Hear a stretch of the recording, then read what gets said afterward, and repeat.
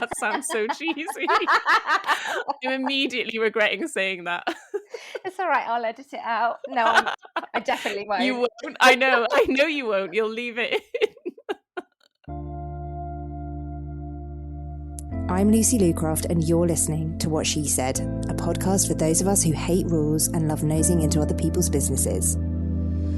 As a podcast producer and neurodivergent mum of two, I have no time and too many things to do. I also hate following rules and blueprints, so every Monday I speak to fellow small biz owners to find out how they do business differently in cosy, rambling chats. If you want to eavesdrop in on them, you'll love What She Said. Subscribe wherever you get your podcasts or head to lucylucroft.co.uk/podcast to find out more.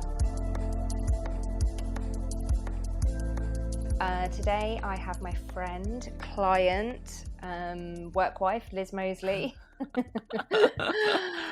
Liz is a graphic designer with over 15 years experience and now specialises in creating creative branding and animated GIFs for small business owners. She also hosts a podcast called Building Your Brand and teaches courses showing people how to create their own branding and GIFs if they don't have the budget to outsource it. Her goal for her clients and students is for them to come away with branding they love and helps them to feel proud and confident promoting their businesses and sharing what they do with the world. Welcome to the podcast. Thanks for having me. Is it weird hearing somebody introduce you while you're just really, sat really strange. I forgot I'd said all that. Okay, so I wanted to start off with, what is your background in branding and what drew you to become a graphic designer in the first place? What draws you to branding? Oh, good question. So, I don't know how far you want to go back, but basically, I was drawn into graphic design because I love that it brings lots of different things together. So I always knew that I wanted to do something like creative. I went to art college. Originally, I thought it was going to be photography, and I spent like a year in a cupboard developing my own photographs. That's how old I am. And I was like, yeah, photography, that's the one. And then I went to I did this thing called an art foundation where you basically get to try a bit of everything. Discovered graphic design and realized that it sort of included a bit of everything. So it drew in the photography, it drew in the illustrations, and then you've got like the design element of it. And so I find it really hard to like pick one thing to focus on. So I just thought it would like keep things pretty open for me. So I did that, studied graphic design. And then I guess like the branding thing came about a bit later on, where I was working at a university as part of their in-house team. So not doing that much branding. And then basically the sister of a colleague of mine asked me to create the branding for her shop that she was going to open. Yeah, and I did that and absolutely loved it. And her shop's still going like 10 years later. And from that point on, I started to do more design work and branding work specifically with small businesses, and just realized that I love that group of people to work with because I feel like a small business owner myself. So I felt like I could really identify with like their struggles and what they, like what their challenges were. But also, I think I just love like hyping other people. So I felt like not only would I sort of create branding for them, but then I could just sort of like be their cheerleader, encourage them along. Like I just love getting to know different businesses and getting excited about what they're doing. I find it very easy to get excited for other people and what they're doing. So, Yeah, and yeah. you're really good at it. I want to talk about why you kind of your love and your passion for small businesses in a little bit, but I want to just go back to, well, it's an error on my part really, because graphic design is synonymous with branding. Like your branding and your graphic design are like part and parcel. Sometimes I think, well, I know that I do this, I just think she's a graphic designer, she's a branding expert, but actually that's not true, is it? Because branding No. encompasses so much more. Well, branding is sort of like one area of graphic design, right? But you can sort of specialize in all different areas. So, for example, you could be like an editorial specialist and you focus on like designing magazines and spreads for editorial. You could be like a book cover designer. You still be a graphic designer, but you sort of specialize in just book covers. I mean, there's people that do a bit of everything. You don't have to specialize in just one thing. And I do other bits of design projects for people, like I don't just do branding, but that's kind of my main thing. So yeah, like you can definitely niche down. Graphic design's quite broad. Like you'll have a website designer, a graphic designer, but like they might have specialized in web design. But I think a lot of graphic designers are generalists as well, so they like to try a bit of everything, and so you'll find a lot of graphic designers who can do a bit of it all, and then you'll find others who get obsessed with one thing and decide to just really focus in on that and hone in on that. It's interesting that you chose graphic design so that you would have more variety, and then you have specialized within graphic design so that you can, like, on branding but also on small businesses. Yeah, so I have honed in, but mainly I in some senses I have, and in some senses I haven't, because I feel like I have in terms of design but not in terms of my job. So I'm doing loads of other different things. So I'm also, like you mentioned, like hosting a podcast. So although that's like not design related, it's linked to what I do, and it's Yeah. something that's totally different. I'm also like doing Adobe Live, so I like do a live stream every week for Adobe, and again, so I'm designing things on the live, but it's not like branding. Yeah. So I feel like I've got quite a lot, my fingers in lots of different pies, but in terms of like marketing myself, like branding is the main thing that I sort of like talk about. um but yeah, I do loads of other different things, and actually I'm gonna do a post about this, because I'm sort of trying to come up with a list of what my dream projects would be, and I would love to get into book cover design, and like I don't have experience in that, so I was going to set myself like a little challenge to create book cover designs for existing books, just for like as a personal project.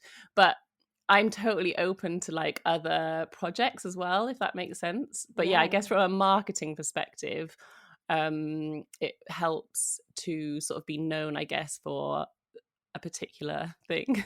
Well, that, I suppose, that is part of your branding, isn't it? Being Yeah, like what you're known for, what your values yeah, are. yeah, Excuse me. So let's like wind back a little bit yeah.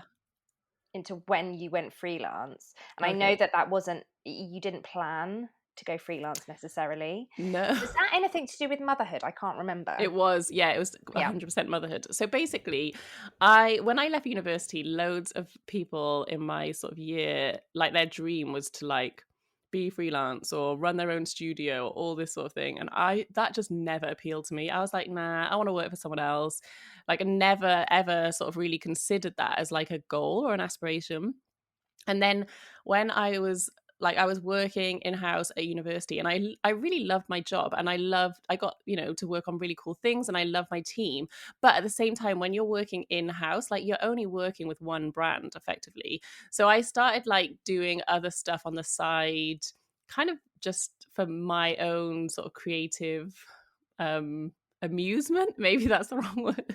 My own creative amusement. So like I started a little stationery shop, and I designed my own cards. It was quite nice sort of doing work that wasn't for a client, so I could just design what I liked, kind of thing. um but then as I sort of mentioned before, this sister of a colleague got in touch and asked me to do like her branding, and I think that suddenly gave me like a taste for what I could do.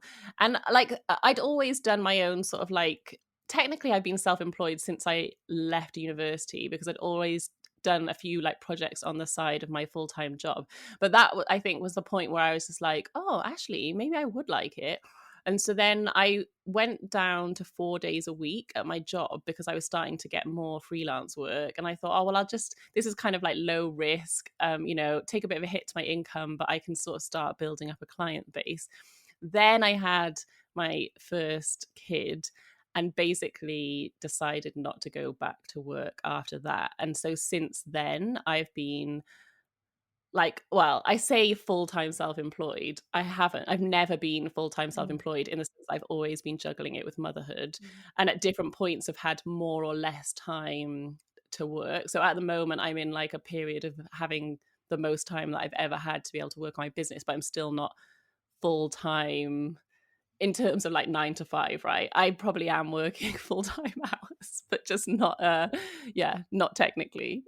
I'm so interested in this because we so often become self-employed for extra time. It's very rarely for more money. Like in some cases, of course, that might be the case, but and then when we have more time, we feel that we have to fill it up with work, Yeah. as opposed to just, I don't know, like being free and enjoying the time to do whatever we want.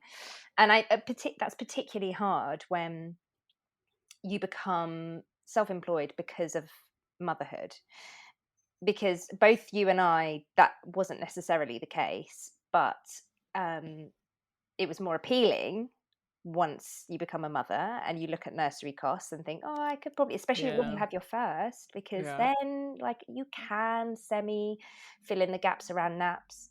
With two, it's impossible, really, without some form of childcare. But I've kind of lost the thread of what I was saying.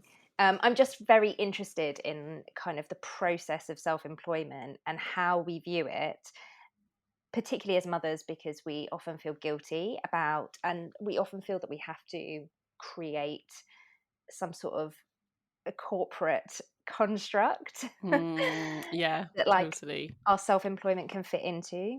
Have you found that hard? Yes and no. So this is a topic that I feel like I could get really ranty about, because when I was Me too. employed,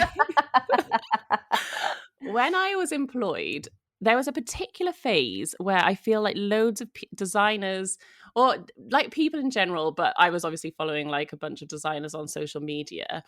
And the ones who at that stage were self-employed, and I feel like it was less people then, but there was still like a good amount of people.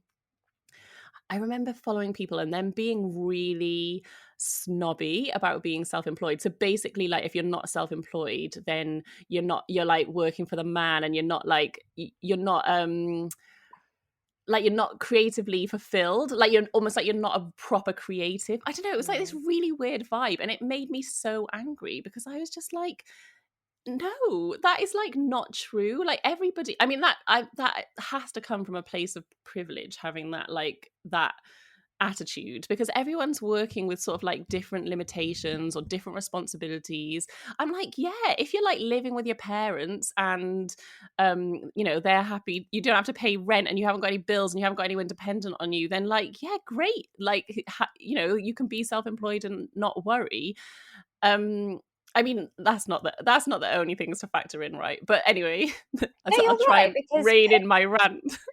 No, you're right, because saying that creativity is more important than income or security, for me, it's a very privileged thing to say. Yeah.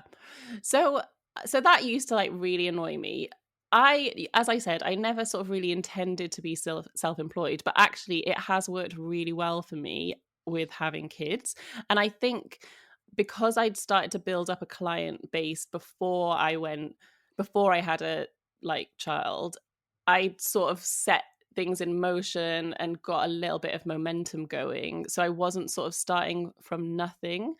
I mean, there's absolutely heaps of privileges that have meant that I have been able to do this in the way that I have. Like, one of the huge ones is that I'm like in a 2-income family. Like, I'm not, if I was like a single mum, it would be a whole different story for sure. Another one is like having parents nearby to help with childcare.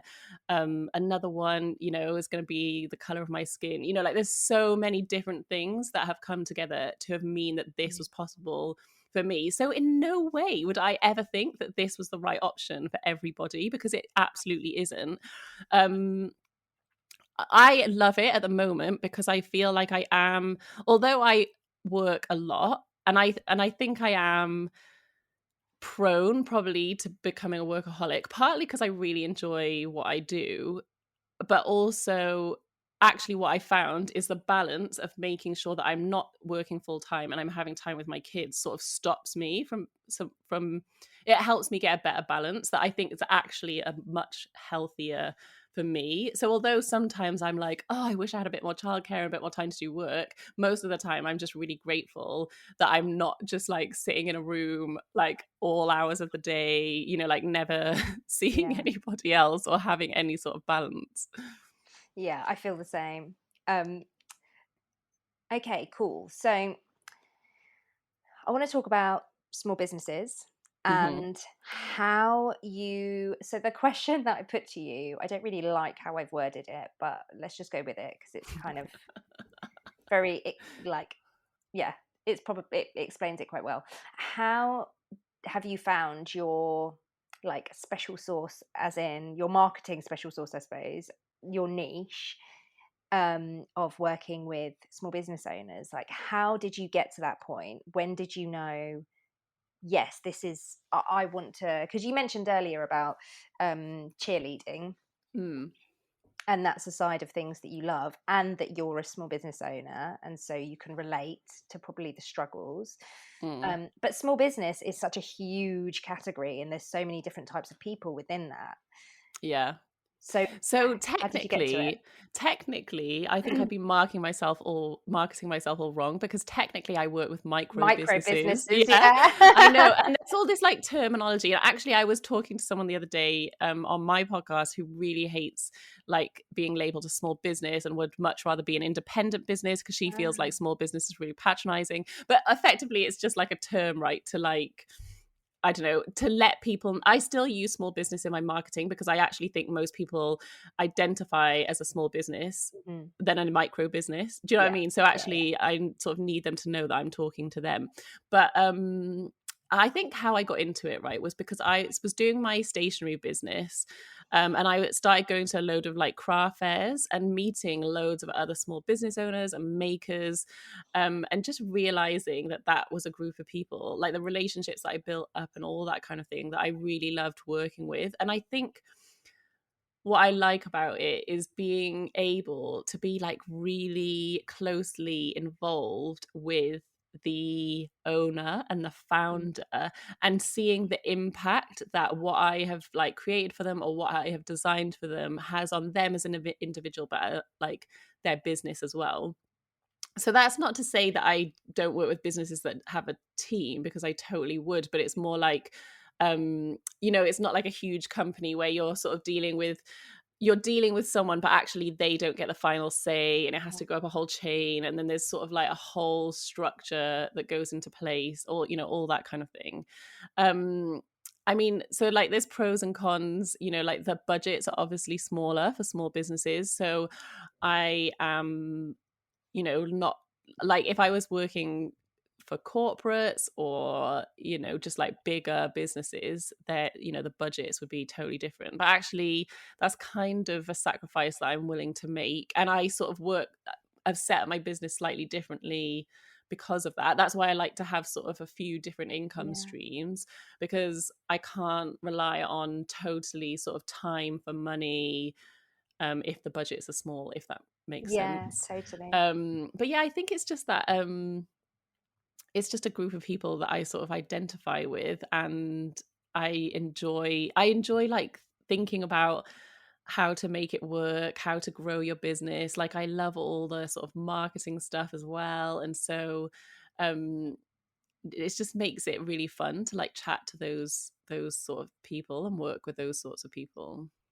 It's the agility, isn't it, of that small Yes. businesses have that makes it really, even if they've got a team, you know that you can affect decisions quite Yeah, quickly and pivot and experiment absolutely. and mm, Absolutely. And I think that's just what excites me about it. Like the thought of having to pitch an idea to like, you know, like a bunch of men in a boardroom and try and mm. convince them that this is a good idea is just really unappealing. I mean, there'll be plenty of people who are really good. That's their sort of like calling and they're really good at that. But yeah, that doesn't massively appeal to Me me. neither. All right, let's get into some practical kind of, advice, branding advice. And I know you're probably not going to want to say, be honest about this, but branding mistakes, what are the ones that you see over and over again? Okay. I think like one of the ones, and this isn't really like anybody's fault, but this is like something that I think it's worth looking into, is sort of like key design principles that mean that your designs are more accessible. Um, so so basically, design is all about communicating, right? It's about communicating a message as effectively as possible, and there's a whole sort of load of different elements that come together to make that effective. But if you are making it too hard for someone to consume your content, your designs, then it's just going to put them off. So I think one of the mistakes is, like, I talk about this so much, so I think people are probably sick of me going on about it, but center aligning large amounts of text, like that's sort of the sort of thing that you would learn if you went to design school, like whatever.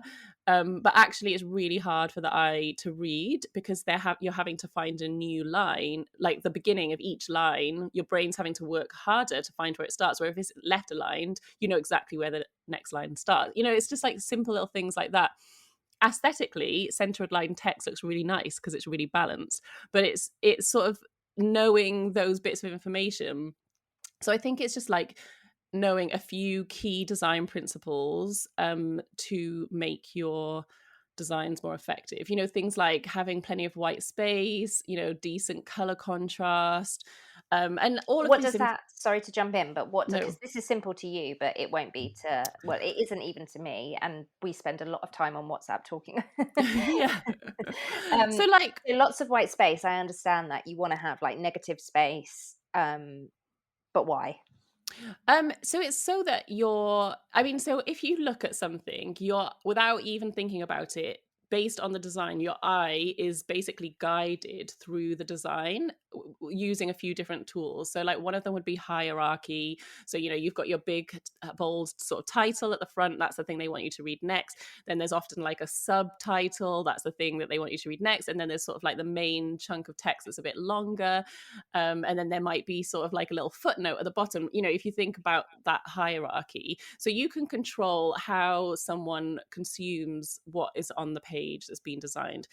You want to have like plenty of space. And these principles are all broken all the time by different designers, and it works amazingly. But it's just sort of, you kind of need to know the rules before you can break them. Yeah. But it's making sure that your text, for example, has space to breathe, that there's not, that your eye can easily find it, read it, and there's not too many things around it that are going to like make it difficult for you. And then the color contrast, that's just a case of, if you've got two colors that are really tonally similar, you're not, like, the contrast isn't high enough for you to like read that text, for example. Right. Got it. So, and like for a lot of people who don't have a visual impairment, that's not too big an issue. But again, like if you make it too hard for them, even they are going to give up and not bother reading it. But if you've got someone who's maybe like red green colorblind, or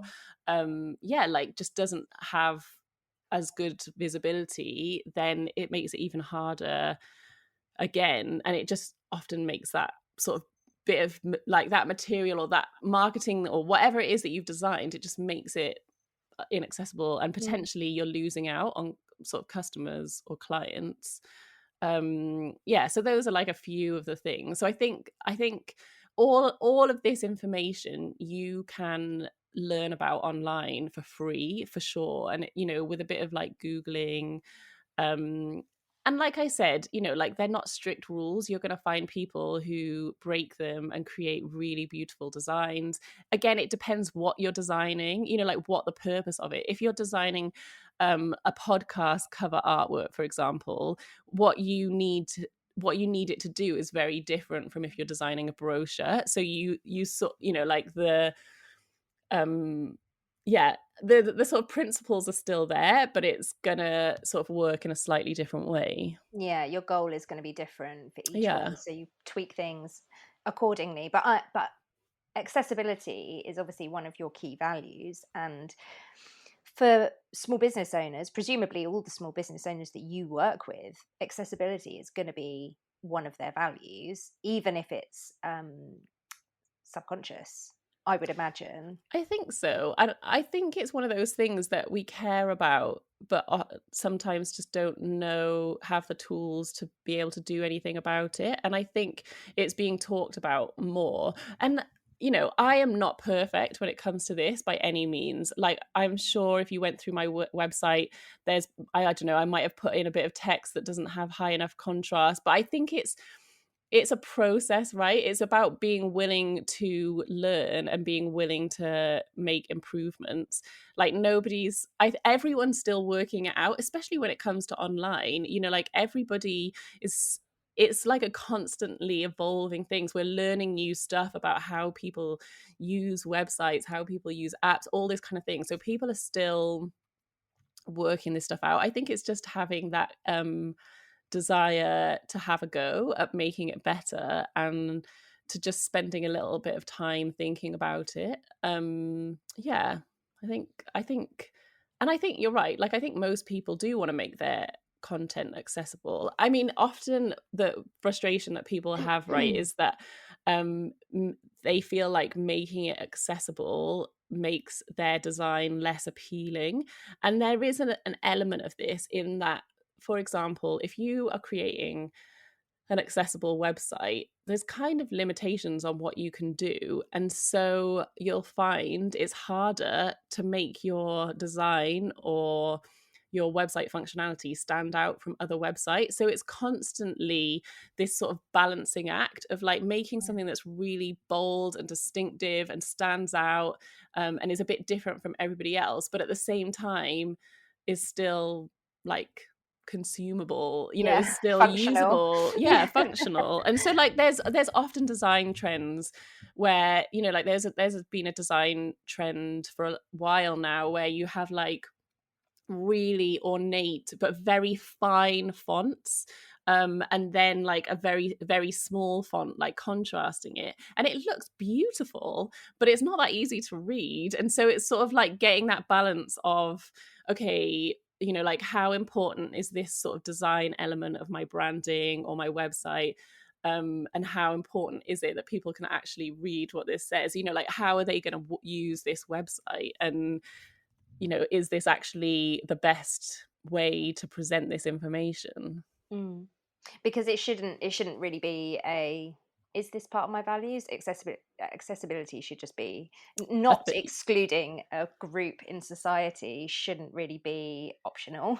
well, we have there's like a legal sort of precedent to make, as a business, like to make what you do accessible. Mm, um I mean, it's sort of like blurry because it's not the sort of thing that's necessarily going to be enforced, but mm. there is guidance like from the government on, you know, I mean, and it's again, it's going to be different in different countries. I'm not a legal expert, I just want to say that. Yeah, we'll put a I actually disclaimer did it. in. I actually did a TikTok about Yeah, this, I was remembering this. the chat went like bonkers. But so, for example, so when the chat went bonkers on this TikTok, people were like, oh, you know, it's not a legal thing, it's just a good thing to do. But actually there are businesses, big massive businesses, I think it might, I can't remember, I won't say the business because I can't remember exactly which one it was, but that have been sued because they didn't make that, there was, you know, they excluded a group of people because they Yeah. didn't make something that they created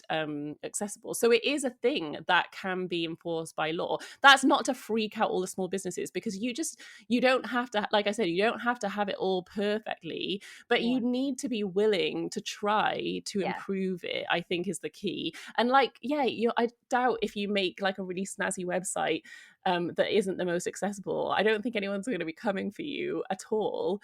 But you know, just, it's just a good thing to think about and to want to do better. Yeah, and I don't think it should freak anybody out, but at the same time, if that's something that you are just not willing to consider, Yeah. then there are consequences to that. Yeah. And one of the consequences could be that you lose a bunch of That's it. Yeah. clients or a bunch of customers because they can't read the text on the beautiful yellow button that you've made with white text on top. Do you know what I mean? Like I am 100% that person. I'm always like, that's pretty. well, no, I I'm the can read it. same. No one else can. I'm the same. Like it's so that's one of the things that's one of the real struggles I think for designers is that balance. Is the classic conundrum, isn't it? The form over function. I mean, like in all areas of design and creativity, you know, like this has always been sort of like debated, you know, like what's more important, that it works well or that it looks beautiful. And it's sort of like trying the sweet spot is where you get that really good balance. But it's not always easy to get the balance right. No, not at all. Okay, so when do you think you, one, should invest in proper branding? Now, I want to link to an episode that you recorded about this because you literally talk about when to invest and when not to. And I found it really interesting. Also, it's very well edited. Of course. But when do you think you should invest in branding, and when do you think it's okay to just crack on in Canva? It's like it's such a hard one to answer because obviously, you know, there's no like formula or clear answer you can give, but I can give some examples. So if you are starting out your business and it's, you know, you don't have a business plan and it's a bit of experiment and you're just sort of giving it a go to see what happens, to see where it goes, and you don't feel clear yet exactly what you want your business to look like, then I think it's okay to not invest in branding, because the last thing that you want to do is spend thousands of pounds getting this beautiful branding and then sort of 6 months into your business decide, actually, this isn't really what I want to do. I want to work with a different group of people, or I want to pivot, you know, there's all these sort of different things that could happen. And so in that sort of like instance, I think it's okay to start with something just simple and and sort of work things out as you go. And then when you get clearer on sort of like what your brand foundations are, so who are you talking to, what exactly are you offering, you know, like what your brand values are, all those sort of things, then invest in branding. But I think if you've got a really clear idea of exactly what your business is about. So, for example, one of my friends, Nikki, set up a business called Wilder Ones, and I designed a pattern for her. So, before she launched, so I kind of knew about the business before she'd launched it. And she had such a clear vision for her business, which was to create unisex kids wear that was like really bright, you know, like not sort of like boring, really fun. And so she got her branding absolutely nailed before she launched. And it was really good because it meant that she could just right from the start, really confident. She knew what her message was.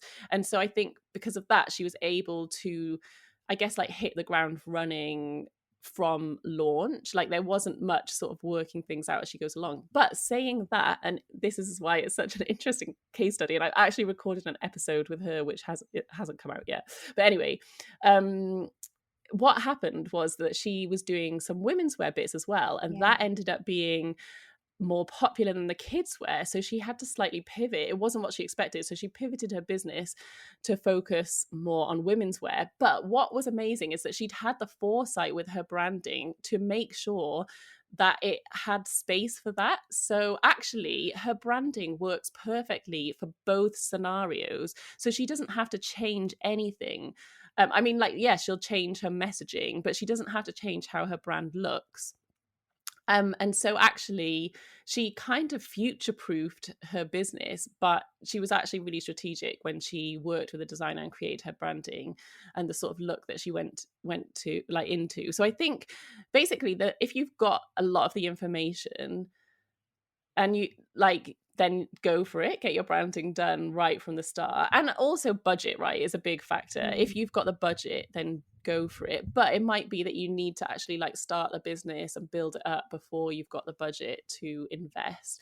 Like I think it is I mean, I'm obviously going to say this, but I think it is something that's definitely worth investing in. Yeah. But I have seen businesses never pay for professional design and just create absolutely incredible brands. And again, it comes down to like another factor is how clear you are on your aesthetics. So you know how some people just have like a look and a feel, and it's almost like goes through every element of their lives, and it's so consistent, and actually they don't have to think very hard to make it consistent. So an example of this would be my friend Rachel, who's got a business called Little Beacon, and everything she posts, like we've met in person a few times, everything about her almost just like encompasses, like it reflects what her branding's like. And I think her branding's beautiful.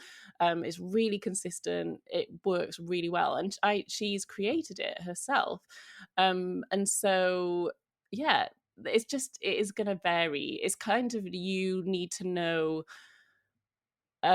like yourself and how confident you feel doing it. But and I think for a lot of people, they start off doing it themselves and then they realize that it's holding them back, that they like that they're frustrated that they can't create what they want to create, and that's a good sign that it's time to get in touch with someone to help you, I would say. Because I think also it's not just about how confident you are, it's actually about knowing your skill set, because Yeah. I know my aesthetic quite clearly. I know what I like. My house, my wardrobe, everything is the same. Like there's no difference. I don't have like a really bright website and then my house is really muted, or the other way around. Like everything's the same. My tone of voice is the same in real life as it is online. But while I am very creative, I have graphic design, anything to do with creating graphics, it is a real weak point for me, and it's just not something that I can do easily. I can only ever use templates, or work with someone like you to create something for me, because it's not, and it doesn't matter how many times I read the principles, it's just not something that will ever stick in my brain. I just don't have a good design eye. I think, yeah, and I think that is really important. Like, I think one of the things that I've realized running a business is that one of the most helpful things that you can do is just be honest with yourself about what you're good at and what you're not. And I feel like I have learned, like, I did not realize what a journey of sort of like self-discovery running a business would be like. And it's not easy because a lot of it is accepting things that you're not good at. Yeah. And I think, yeah, so I think that's like a really good point, you know, like, and actually you could learn to be a designer, right? But spending time doing that isn't probably the best investment. Like, it's actually probably worth way more for you to outsource that and focus your time on the things that you are really strong at and really good at. And so I think that's it, is knowing, like, if you've just naturally find that sort of thing easy, or you really enjoy it, then that's something to factor in. If it's something that, you know, like if you spend sort of 10 hours on Canva and you come out with like one social media graphic, like that is not the best use of your time. How dare you attack me like this? Yeah, but you've already realized, so it's fine. That's true. If you enjoy those 10 hours, then great, go for it. But if you're not enjoying it, then yeah, it's probably not a good plan. I can tell you for a fact I do not enjoy it. So just to wrap up, what's one thing, I did prep Liz on this, so it's not okay, otherwise this sounds like a really mean question. What's one thing that you would recommend all small business owners invest in? And it could be big, it could be small, anything.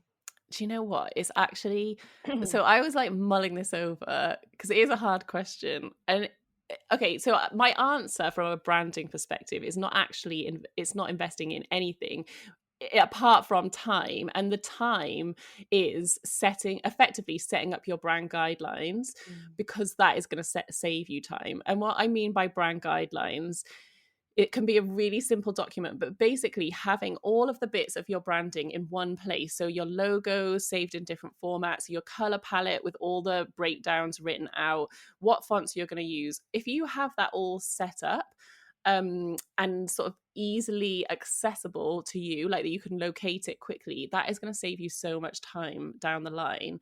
And I think often for small business owners, because you're juggling so much, one of the big important things is, and this is something that I'm still working through in other areas, is like how you can streamline your processes and how you can make your life easier. And I know we talk about this sort of thing all the time, you know, it's like, right, what can we automate, what can we sort of like get off our plate? And this is one of those things that I think is often overlooked, and it just makes such a difference. And you can go even further than that, you know, like one of the things that I've done is I've got I often get asked for a bio, like, so for example, for this, you will have asked me for, you know, a paragraph about myself. Like I've got a few pre-written, I've got one pre-written that sort of describes my course, or one pre-written that describes my podcast. Sort of have all of those things written, have a folder of images that you use, because all of that helps you to be more consistent with your messaging, with your how your brand looks. And you're not actually, I mean, apart from maybe paying a designer to do the work for you, but actually setting that up isn't costing you any money. It's not like you need a particular bit of text, you know, like you can sort of set that up however you want. It could be like a PDF that you put together in Adobe Express, or it could be like a Notion page where you just have all of the information there, you know, whatever you enjoy using. It could be a Trello board.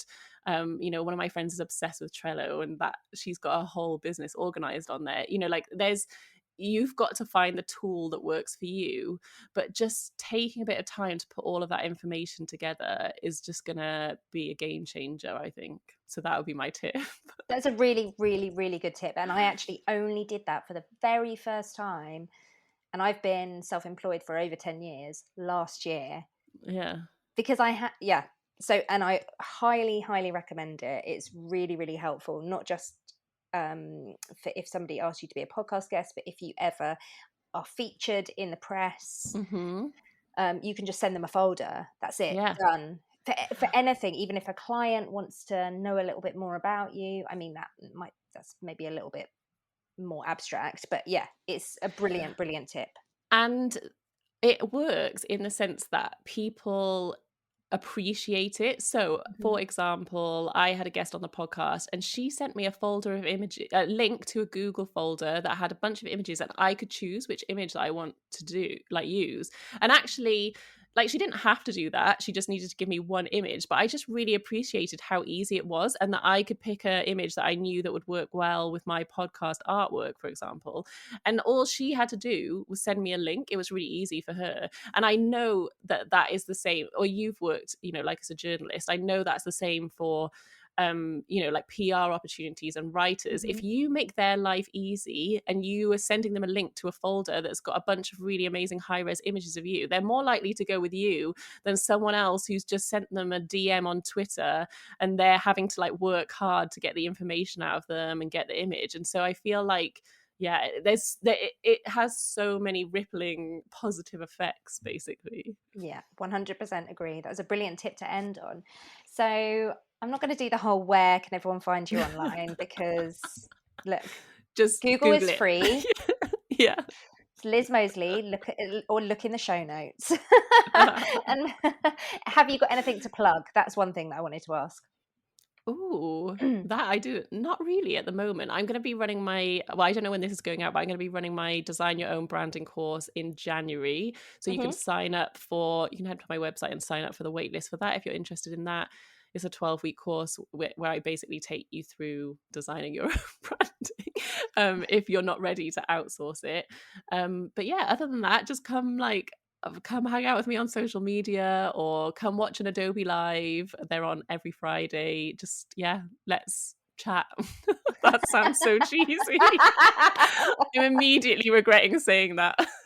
It's all right, I'll edit it out. No, I definitely won't. You won't. I know you won't. You'll leave it in. Thanks for listening to What She Said. Feel free to slide into my DMs. I'm at Lucy Lucraft everywhere. And please leave a 5-star rating and review. Until next week, friend, stay rebellious.